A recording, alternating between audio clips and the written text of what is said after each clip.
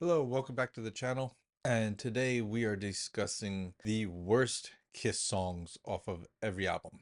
I want to do this because I love Kiss. Don't get me wrong. I love them. I always have. First album was Smashes, Thrashes, and Hits. And as soon as I heard Paul's voice, I was like just blown away. Thought it was like an opera almost. Yeah, I would say like someone who really knows what they're doing when they sing. So once my dad found out that I like Kiss, I don't think he was really a Kiss fan. He had a Kiss 8-track, Alive Part 2, or Alive 2, I guess is what is really called. He was like, "Here, check this out." And when I plugged it in, or pushed it in, whatever you want to call that, it was Ace Frehley's solo, and I was just blown away. I was like, I want to do this. I want to make whatever kind of noises that he's making now. I was like 9, 10, maybe, growing up in New Jersey, and I was still in grade school, obviously, and I was playing saxophone at the time. And I told my dad, I was like, no, sax isn't for me. I want to get into guitar. So I think one of my uncles had a cheap used acoustic with like two strings on it. And I was like, well, this isn't what I hear on the radio. And my dad, he was never into music. He'd listen to oldies working in his garage. But I had to figure it out and everything. I did all by myself. I wound up buying a Hondo guitar with a Gorilla amp and started talking to some friends as I got a little bit older. I wouldn't say older. Seventh grade came around, and that was my epiphany. And it just started to click, and I listened to Kiss, Maiden, Motley Crue, Anthrax, Aerosmith, Guns N' Roses, and I was just enthralled with the heavy guitar and just got more and more into guitar. I wish I would have stood with it. Like I tell everybody, that's my only regret, was joining the military and not staying in a band, because most of the guys, I wouldn't say made it, but they did tour. They did put on some venue shows, and I think I could have been right along there with them. But I decided to go a different route and join the Marines and go to war a few times, couple combat experiences. But that's a completely different story, and I really don't want to get that on this channel. But let's get this off. Let's get the worst of the worst. Okay, so this is just my list. This isn't anything that's been published or anything. This, they're not documented. It's just, all in fun. It's my picks of the worst Kiss songs. I mean, sometimes they put in an album and I don't think that they put out a bad song on it, but it's just me goofing around. No, I can't do better. I can't do better than Paul and Gene and Ace and Eric and Tommy Thayer, and well, maybe better than Tommy Thayer. I don't know, but it's just it's in fun. That's all. I mean, they started before I was born. They're gonna be around probably after I die. They formed in like '72. They had their farewell tour, but they're still talking about doing like redos of the Animalize era and the Asylum era, and I think that's pretty cool. That's when I got into them, was right around there. They already had their makeup off and everything. I never got to see them with makeup. I saw them on the Revenge tour. Awesome show, the loudest band I've ever seen, and I've seen between 40 and 50 live bands, maybe sometimes the same band two or three times. Like I saw Ace, I think 4 times now. Awesome show though, every time. I love going to see Ace Frehley. I love going to see Iron Maiden. I'm trying to think, Megadeth is a blast to see live. I've seen them multiple times. But yeah, again, this is just fun. If you like it, you like it. If you're offended by it for some strange reason, turn it off. Don't like it. But if you do like it, subscribe, share it. I'm gonna be maybe putting out more of these. I would like to do one for Maiden, since their discovery is so huge, and I've always been a fan of Maiden. I mean, I got them tattooed on my arm, so who knows? All right, off their very first album, which is called Kiss by Kiss. It's Nothing to Lose. It's actually the first single. Now they had performed this on ABC in concert back in, I think, 74.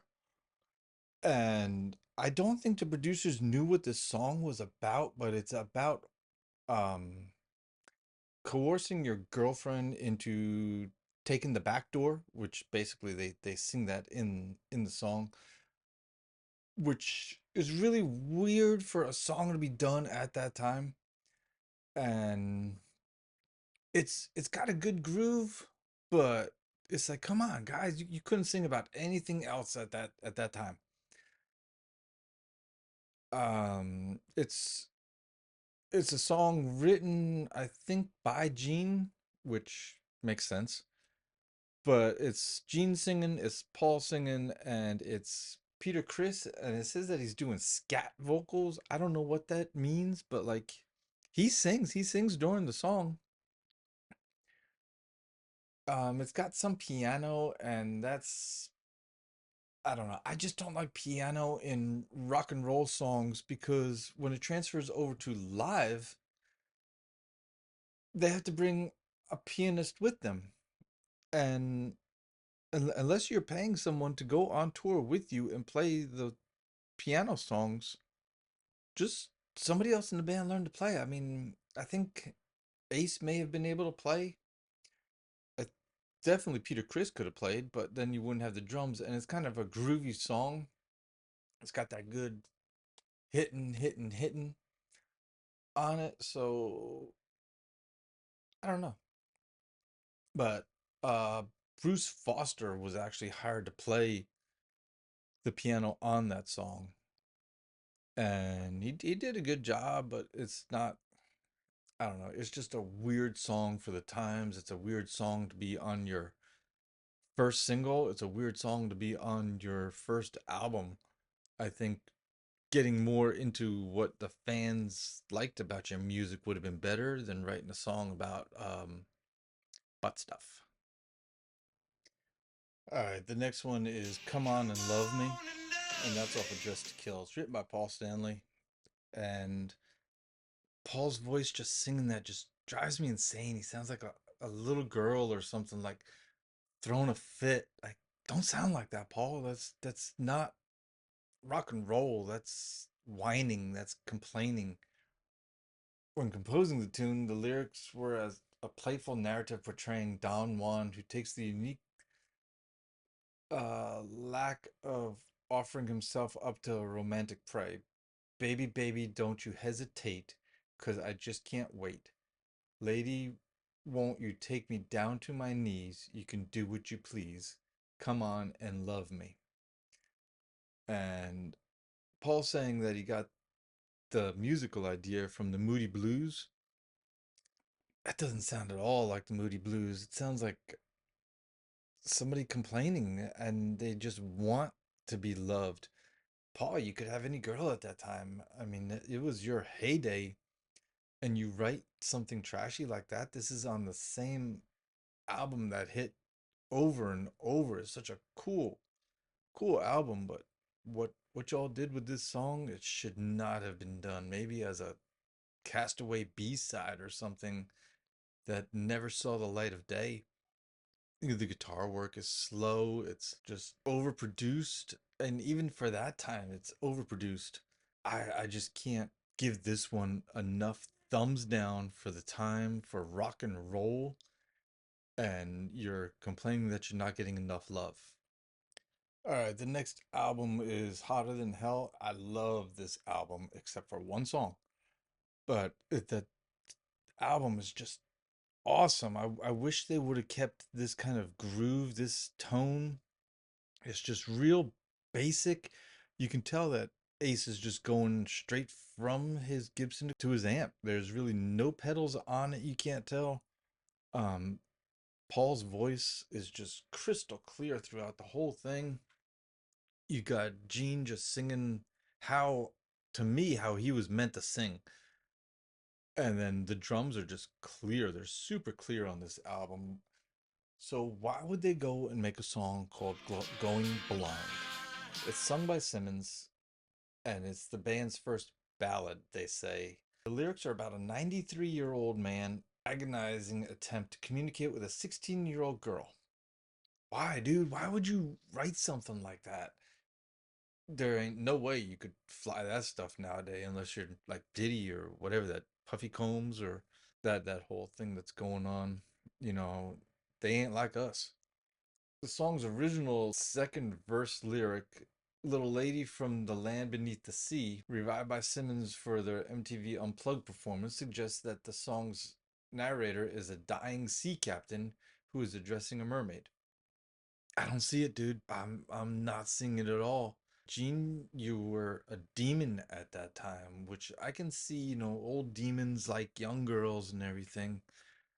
But as time went on and you took the makeup off and you got older, you got uglier. No, I'm no beauty myself with scars on my face and just age. But it's really creepy when you're singing it, and I've seen him, well, I haven't never seen him sing it live, but when you they sing it and there's no makeup on and he's just chilling and he's all, "Little lady, can't you see?" And it's like, you're just weird for this one, man.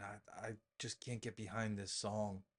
Just a quick side note, you can see me messing around with the lights in my room. If you like something or if you dislike something, just let me know.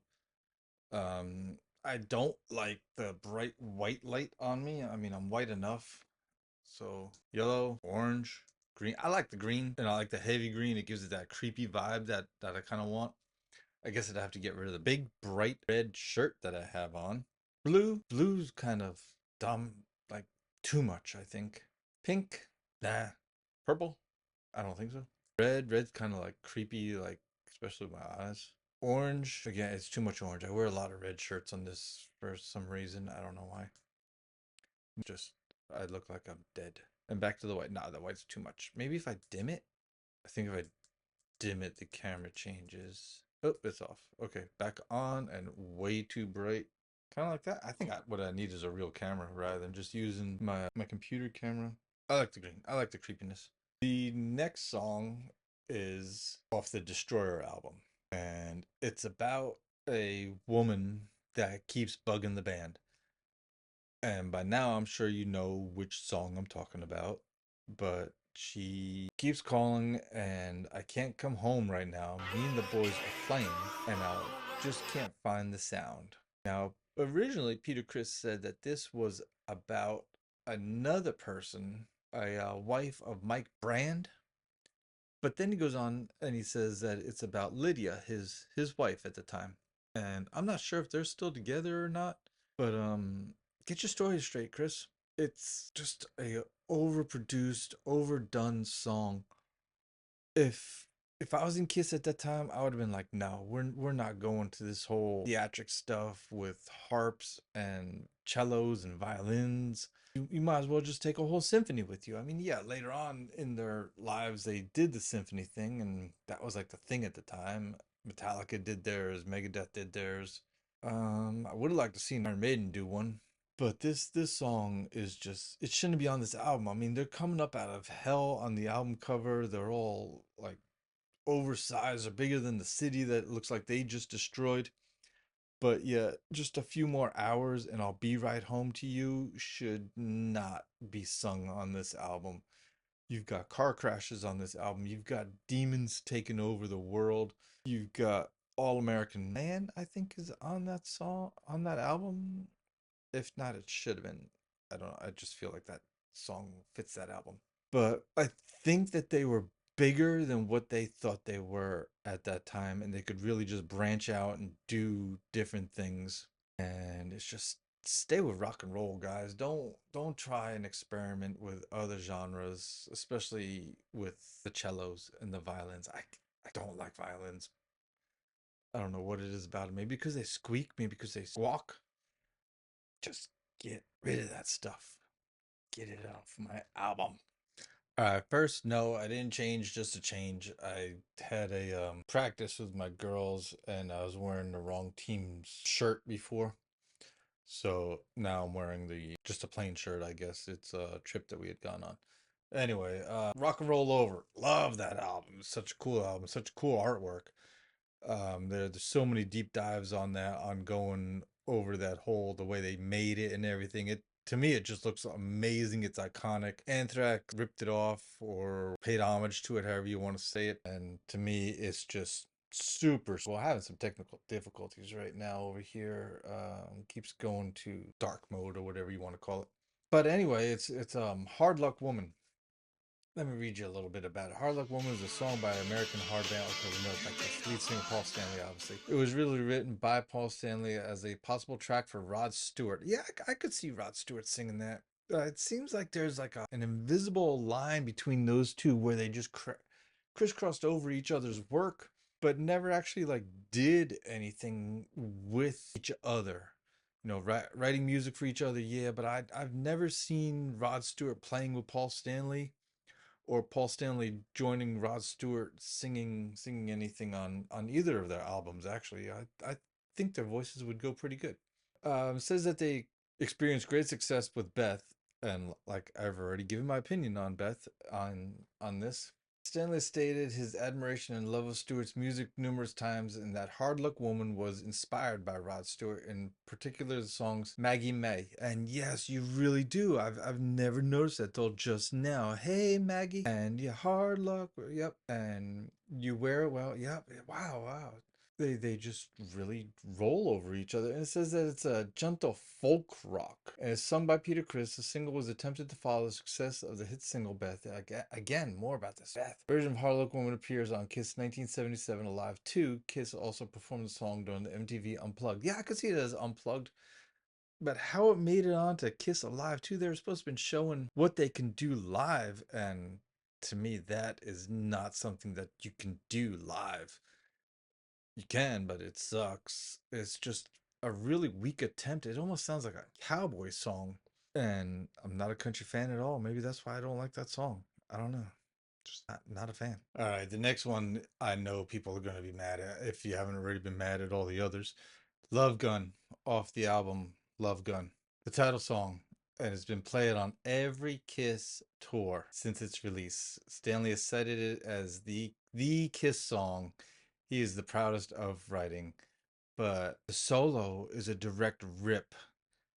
He's saying that it's The Hunter, written by Booker T and the MGs, and originally recorded by Albert King in 1967. Now, he said that he ripped it, and then he tried to teach Ace, and Ace really couldn't play it over the years. I mean, it's just a scale that just goes up and up and up and repeats kind of over.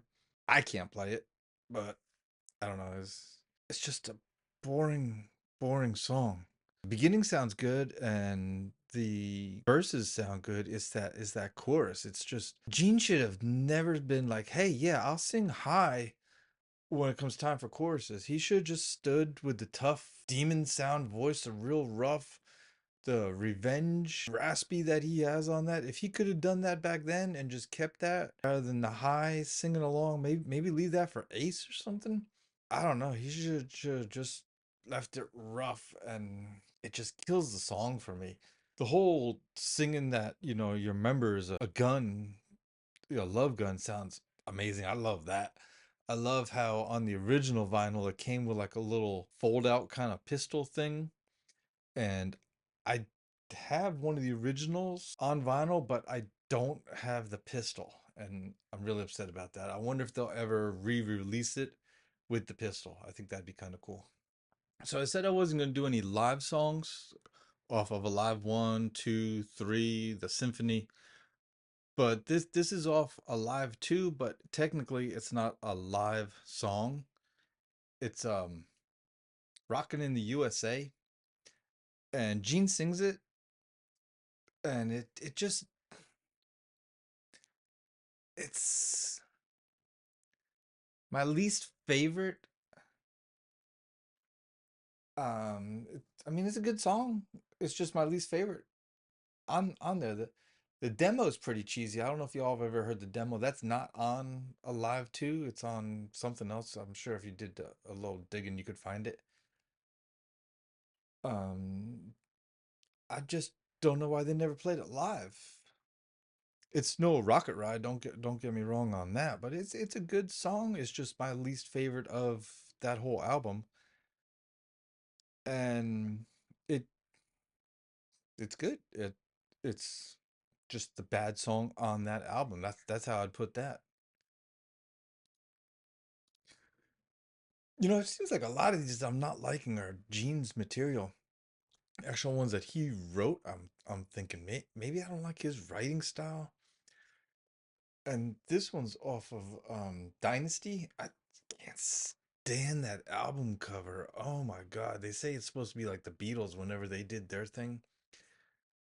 No, you guys would have been better standing full body, some kind of weird pose or something. I think that's like right around when they went to New York and they did all the shots up on top of the Empire State Building. And I would have even used something like that or them laying down or just back to the whole Love Gun and Destroyer where they were cartoony looking. Something like that. I don't know. It's just those weird heads just look weird to me. And the song off this album is called Charisma. Now, at this time, Kiss was really getting their sound together, I think. Really getting that dynamic sound, that real clear, clean sound, almost popish to a point. And what they did on this album was like they just took everything, stripped it away, bumped up Gene's bass, and turned any kind of,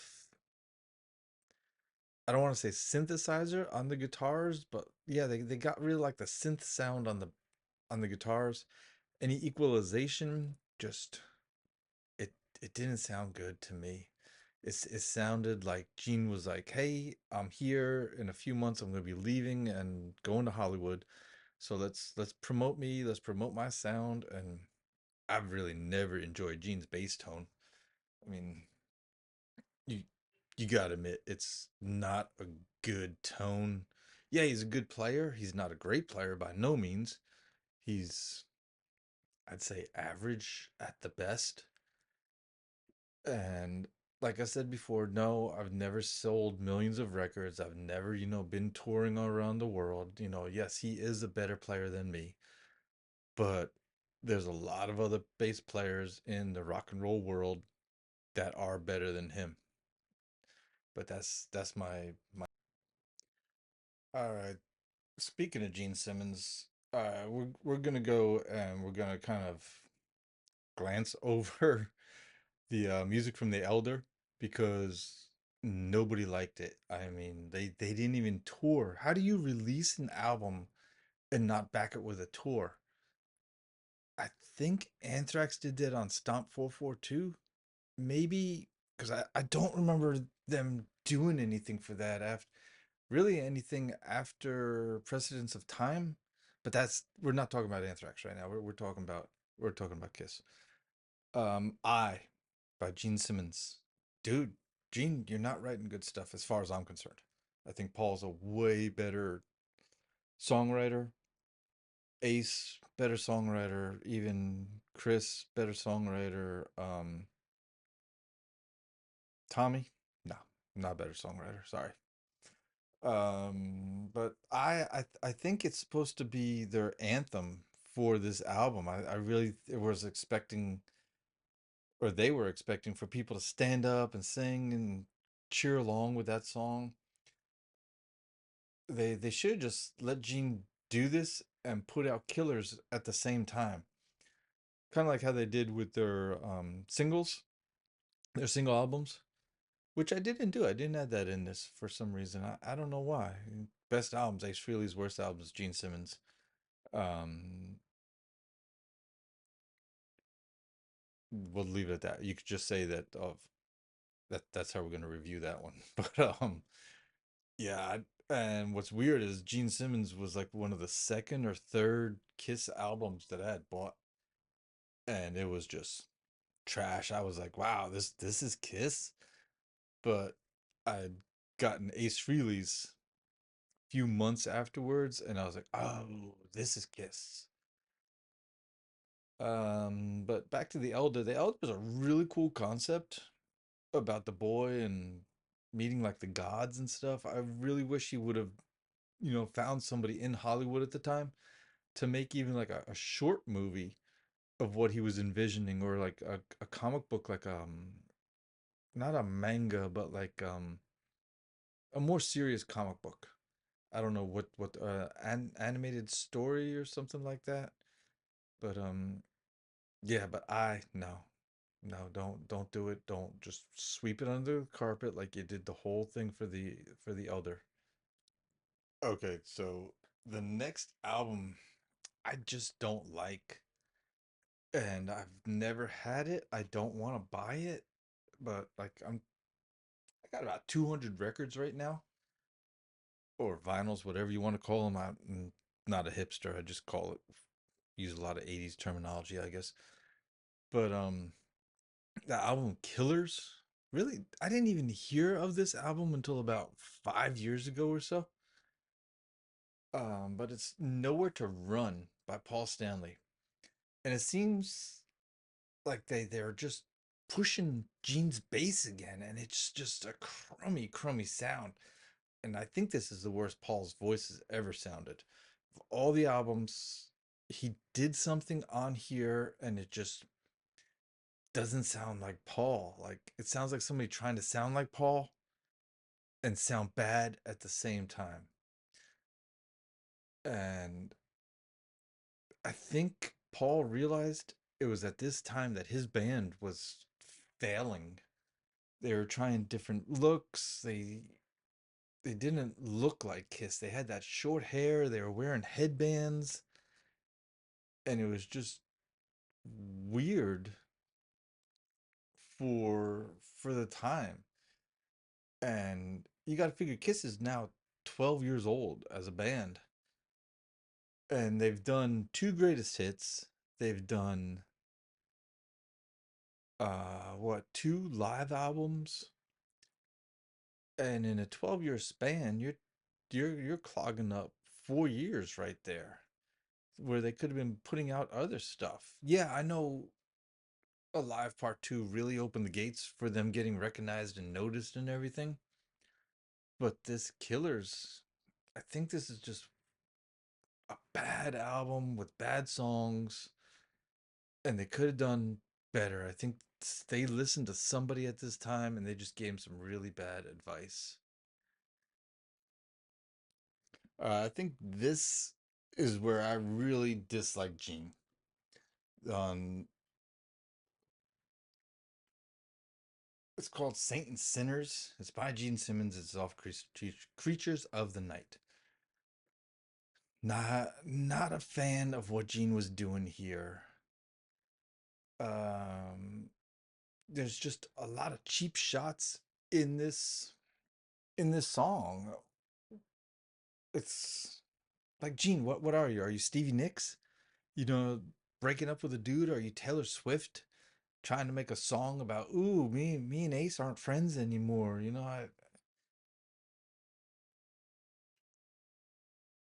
Just sad, Gene. It's like you could have written about anything else. But I don't know. I'm not a fan of this song. I'm not a fan of Gene at this point. It's like, if you're not happy with Ace, just tell him, hey man, I'm not happy right now. Let's try something else. Let's get you some help. But to write in the songs, hey, Ace is high. Yeah, man. We all know what you're talking about. I don't like the song. I don't like Kiss at this point. Look it up, off of Look It Up. I don't know why they do that. It's like, name the album something else than one of the songs. And I think the worst is when it's a band name, Iron Maiden. They have a record called after the same thing, Iron Maiden, and then they have a song named the same thing, Iron Maiden. You're creative, you're an artist. Come up with some other stuff. But like I said, we're not talking about Iron Maiden right now. We're destroying Kiss.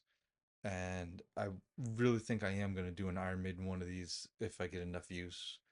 And please, if you're still watching this after almost an hour, like, share, subscribe, please. The drums, I don't think anybody played drums on this. I think it was a drum machine. And if you listen to it, if you can find an isolated version of it, there's no intonation, there's no power hits, there's nothing. It's just a real 4/4 time signature that someone programmed in and they just let it go, and it's not good. The bass is super repetitive. I mean, it's just boom, boom, boom, boom, boom. Maybe a little bit slower. I don't know. I'm tired. And the guitars have been multi-tracked so time. It's like you just do it to death. And then is there an organ or a synth in there that was used? And I've talked about that 2 or 3 times now. I can talk about don't use synths to death. It's disgusting to me in rock and roll. Don't do it. You're not going to take a synth on the road unless you're like Ozzy Osbourne or Bon Jovi, or you got a guy that can play it and it's not going to hurt you. Say, I don't know, I would say Motley Crue with Tommy, but he only plays it halfway through, and I think they've only got one song where they play it on it. But stop with the synths already. And then this is their first video without makeup, and Gene is looking every part of 34 years old. This is their 11th album, and guess who he's competing with now? He's competing with Nikki Sixx with his pretty hair, his good looks. They're on their second album on Shout at the Devil, and Nikki's about 25, I'm thinking at this time. And then you've got Bobby Dahl, and Bobby's like 22 years old. They're just about to break into it. And you look at Gene, and he looks like me right now at 50. And he's trying to squirm or whatever he's doing with his hips. And it's like, dude, stop. You look like an old man. You look like the 93-year-old dude trying to get the 16-year-old girl or whatever. It's just gross. All right. Vinnie Vincent, great guitar player. Great. Does he belong in Kiss? No, not at all. He's, I wouldn't say too good for Kiss. I think just Kiss is too lame for Vinnie. He's Ozzy Osbourne. He's I don't know, Blue Oyster Cult maybe, Black and Blue, he Poison. He's more along those lines. He's not, you know, let's sing and dance on stage and have a cool chorus, because a lot of Kiss songs you could just pull the guitars out during the solo and put another verse of the chorus in there, like Rock and Roll All Night or Do You Love Me, stuff like that. But anyway, on Animalized, it's I've had enough. And I literally had enough of the solos on this one song. You literally have like three solos on the song. It starts with a solo, it ends with a solo, in the middle there's a solo, here and there's other little solos. And the chorus is bad. It's like if Steve Vai wrote a song with words, I think this would be the equivalent of it.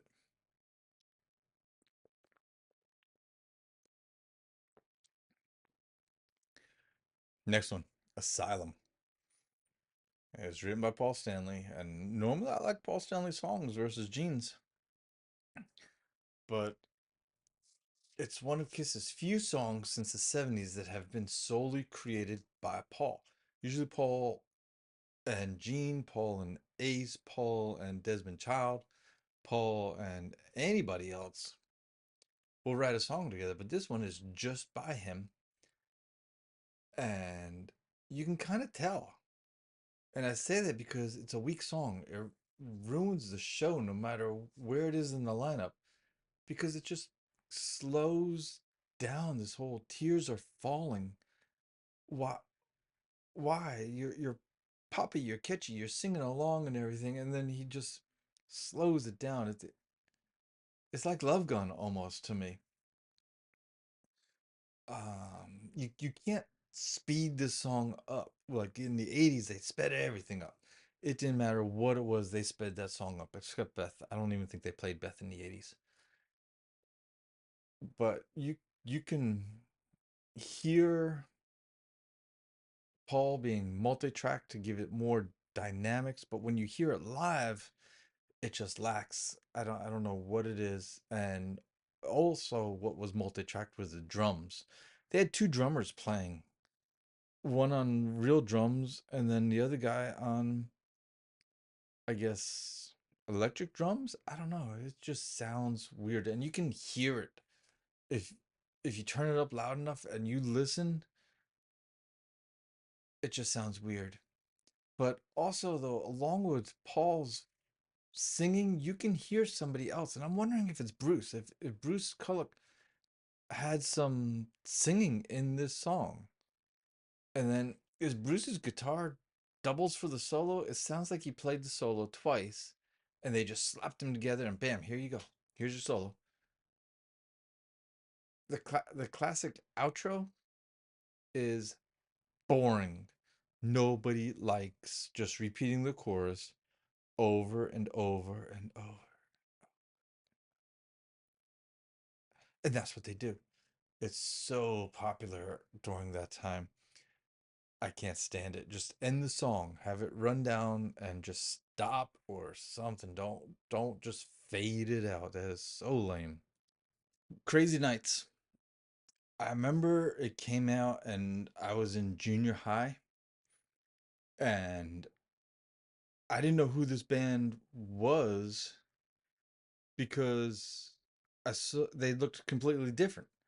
I was like, no, Kiss has got makeup and they look demonic and they look evil and they got funky weird songs. And I saw my friend wearing the shirt, and I remember for Halloween, seventh grade Halloween, he got dressed up as the fox. He had a little black wig and he painted his face up, and I was like, no, that's you're not Kiss. That's not Kiss.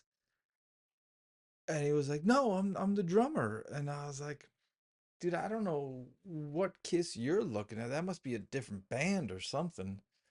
And he was like, no, man, I'm the drummer. And I was like, oh, okay.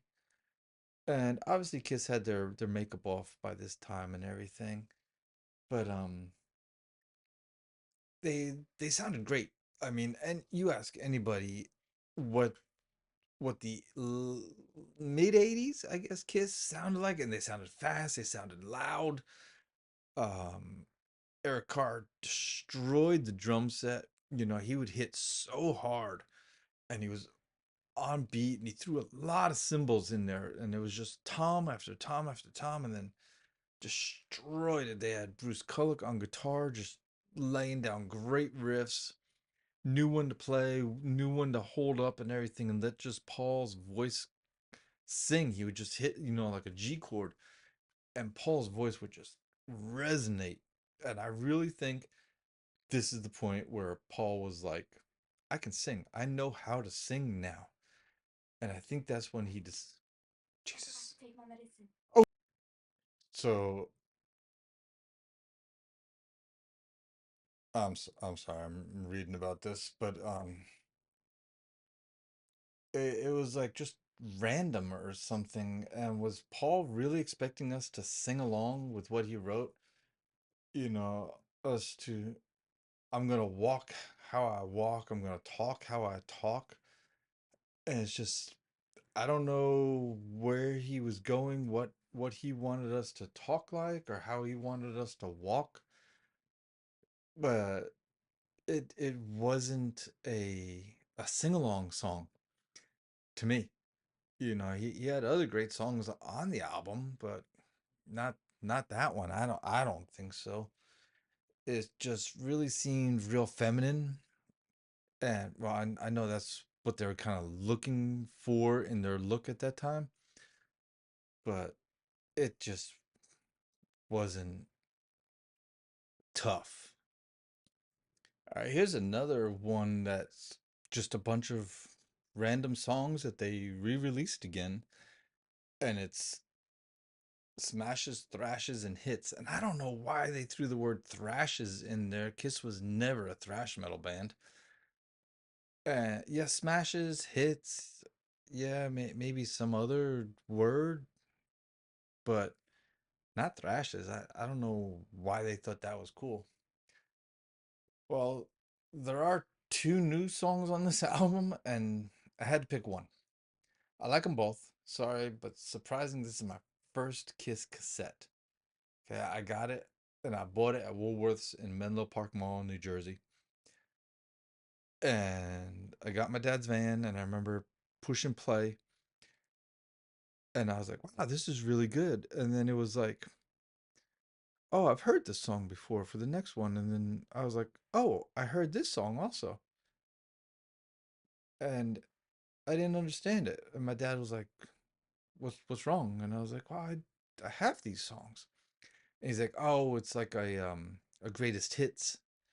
And he had explained that to me and I was like, why would they do this? And he was saying, well, sometimes, the record company asks for a new record and they'll just put out a compilation and throw one or two new songs on there and it's like, well, here you go, record company, put this out. This is what we're giving you.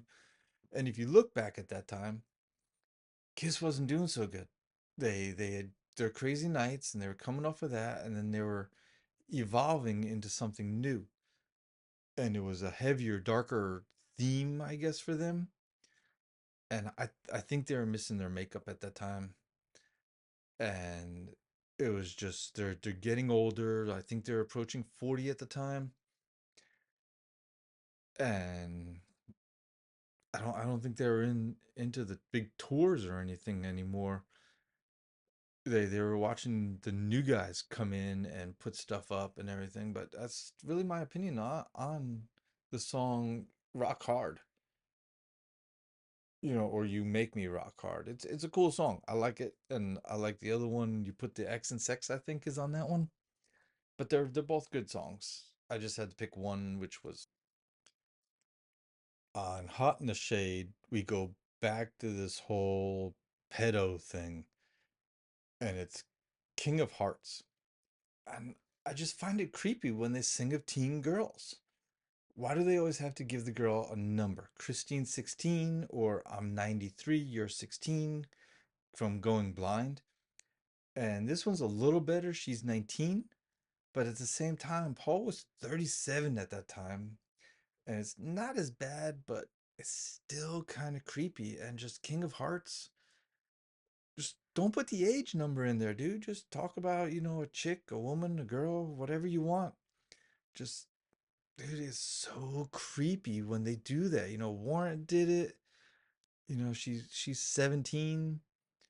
Um, I guess Alice Cooper hit it right where he's talking about his age. He's 18, but just don't put the numbers on the girls, man. That's just Diddy style. I said it before. It just creeps me out. I don't like it. Paralyzed off of Revenge. I love that album. That's when I think Kiss peaked for their new style, their new look, their creepy black long jackets, aka Columbine kind of look. The glasses, Gene sporting the goatee. They're all like, "Hey, we're men now. We're not teens trying to do everything and sing about just girls." Yeah, most of the songs on this album are about girls, like always. But it's like we're aggressive now. We're tough. We're established. And that song "Paralyzed" just to me it doesn't fit the album. Gene's voice seems to be triple tracked, gives an odd Ozzy kind of vibe where they triple track Ozzy's voice and the drums and the ride cymbal are just too out front. I know Eric Singer is trying to make a mark and he's new to the band and it's like, "Hey, look at me," but Kiss has always been about the toms and the rides and he's just hitting that crash cymbal to me just loud and they could have brought it down just a little bit on the EQ. And then the breakdown where they're talking, is that intentional or was there a recording miscue or something? I don't know what's going on. You can't hear it. It's reminiscent of a Destroyer for God of Thunder where the kids are talking, and you really can't understand them. But this isn't creepy. Like it's like what's going on? Did somebody unplug a microphone or something? It's not my favorite song on the album. Carnival of Souls, I think is their worst album. I didn't even know they wrote it until like maybe 3, 4 years ago when I started getting back into record collecting. But the song is called Jungle. And look, guys, you're not Iron Maiden, you're not Metallica. What is this writing a 6 minute song? Your Kiss. It's 3 minutes, dude. It's 2 minutes of chorus, 30 seconds of guitar, and 30 seconds of posing and primping and pre-chorus. Um, it's really almost just shy of 7 minutes. It's obviously a rip of Alice in Chains. Listen to them and then listen to this song, and you'd be like, oh, yeah, they definitely did something here. I don't know why some bands tried the grunge, and grunge is dead. They're all dead. All the people that did the grunge thing, they're all dead. It's so weird, so creepy. I think it's comical because I never liked the grunge. And I'm kind of glad it died. And you look at hair metal, thrash metal, all the other metals. I think there's 52 genres of metal, and the one that didn't make it was grunge. They all killed themselves or whatever. You're you're more likely to see a cherry pie reunion than you are a dirt reunion because they're all reunion in the dirt. Paul's singing is so low, it's drowned out by the drums, and his key is lower, like he was trying something different. And it's like, Paul, you sing high, you sing falsetto, just stay with it. Maybe have Bruce give a try. I mean, the poor dude never got to really sing a song by himself. Maybe that was the time to let him. For a song that has three solos, none are memorable. I mean, can you remember any hits? Or can you hum a song off that album? At least Kiss understands this is one step up from the Elder album and doesn't play this trash live. And it's true, they don't. I can't ever remember going to a concert and saying, "Hey, this song is from Carnival of Souls." I really can't. It's buried, it's swept under, it's ignored. It's kind of like Pantera's first four albums. Oh, that's not us. Don't worry about that. We Are One off of Psycho Circus. If the Lost Boys were to make a comeback, this would be the theme song. I get a feeling of like flying, falling, floating, but all I get is a picture of a Fat Gene smile, like, wow, this is great, and he's just like floating around or something. Maybe if it was a little faster or didn't have that slow drag to it. Is the guitar meant to sound like it's coming from my 1985 Walkman? Because no wonder Ace didn't want to play on this album.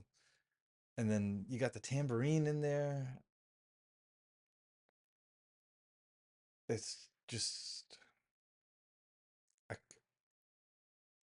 I couldn't get into it. It's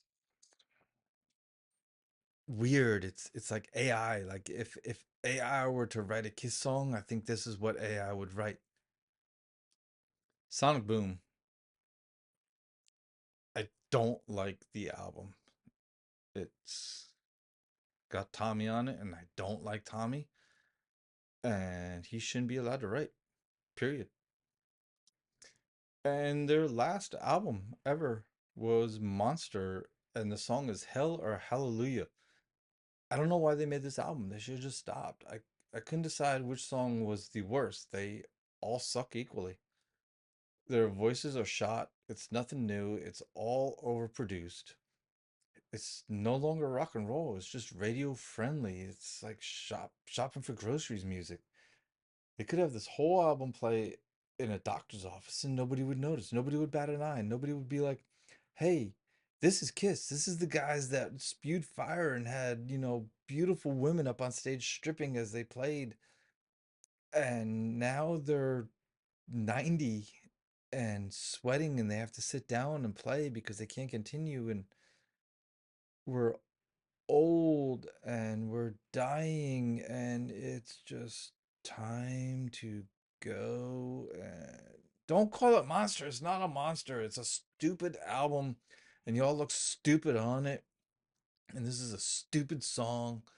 And if you don't like my opinion, don't watch it because you made it this far, dude. You made it almost like, I think in the end, this thing's gonna be like an hour long. Thanks for sticking around. Honestly, like, subscribe. A lot of my videos ain't gonna be this long, and it's not gonna have all these cuts in it. Sorry for a lot of the interruptions in it. Sorry for changing my clothes and messing with my studio. It's just my office that I decorated like monster shit. But if you do like it, subscribe. Really plan on putting out more content. Just playing around with CapCut, and I'm gonna do some other like tutorials or something. I don't know. I have like 60 subscribers. I want more. Please subscribe.